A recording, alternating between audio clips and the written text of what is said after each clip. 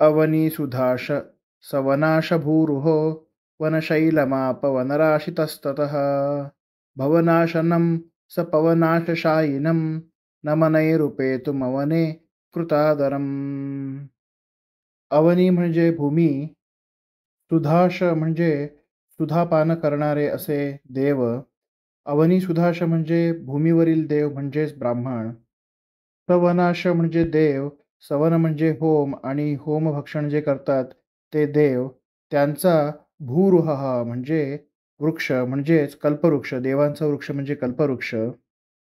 म्हणजेच अवनी सुधाश सवनाश भूरुह म्हणजेच भूमीवरील देवांसाठी म्हणजेच ब्राह्मणांसाठी कल्पवृक्षासमान असणारे हे गुरु राघवेंद्र स्वामी. सहा म्हणजे ते गुरु राघवेंद्र स्वामी.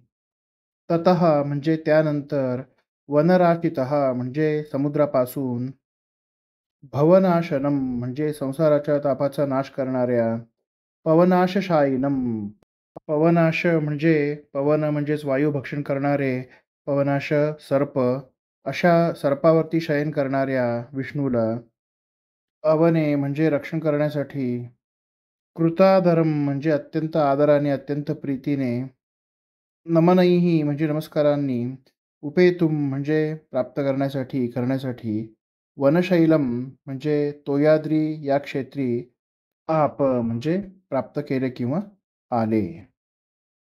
सेतू समुद्र स्नानानंतर राघवेंद्र स्वामीजी वनशैल म्हणजेच तोयाद्री क्षेत्री आले, याचे वर्णन नारायणाचार्य करतात.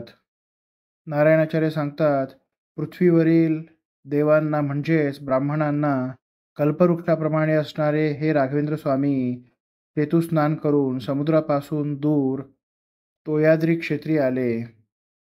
येथे संसाराच्या तापाचा नाश करणाऱ्या आणि सर्पावरती शयन करणाऱ्या त्या विष्णूला आपल्यावरती अनुग्रह करण्यासाठी, रक्षण करण्यासाठी अत्यंत आदरांनी अनेक नमस्कार केले.